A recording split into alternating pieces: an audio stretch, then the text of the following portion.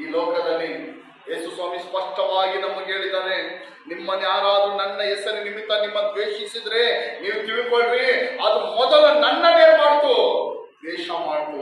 ಅವ್ರು ಮೊದಲು ನನ್ನ ದ್ವೇಷ ಮಾಡ್ತು. ಭಯ ಪಡಬೇಡಿರಿ, ಈ ಲೋಕ ನಮಗೆ ಸ್ವಂತವಾದದಲ್ಲ.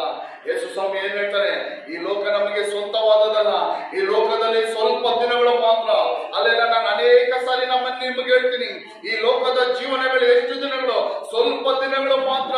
40 ವರ್ಷ, 60 ವರ್ಷ, 80 ವರ್ಷ ಮಾತ್ರ. ಆದ್ರೆ ನಮ್ಮ ಆತ್ಮ, ಹಾಲೆಲೂಯ, ದೇವರ ರಾಜ್ಯಕ್ಕೆ ಹೋದ್ರೆ ಅದು ಎಷ್ಟು ವರ್ಷಗಳ ಕಾಲ?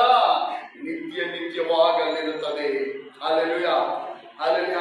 ಈ ಲೋಕದ 80 ವರ್ಷ ಜೀವನ ಬೇಕಾ? ಪರಲೋಕ ರಾಜ್ಯದಲ್ಲಿ ನಿತ್ಯ ಜೀವನ ಬೇಕಾ? ನಮಗೆ ಹೇಳಿ ಇಷ್ಟ ಏನ್ ಬೇಕು?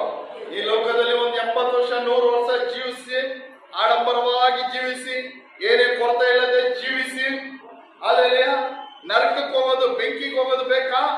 ಹಾಲೆಲೂಯ. ಈ ಲೋಕದಲ್ಲಿ ಏನು ಇಲ್ಲದವನಾಗಿದ್ದರೂ ಪರವಾಗಿಲ್ಲ, ರೋಗಿಯಾಗಿದ್ದರೂ ಪರವಾಗಿಲ್ಲ, ಅನ್ನವಿಲ್ಲದವನಾಗಿದ್ರೂ ಪರವಾಗಿಲ್ಲ, ದರಿದ್ರನಾಗಿದ್ದರೂ ಪರವಾಗಿಲ್ಲ.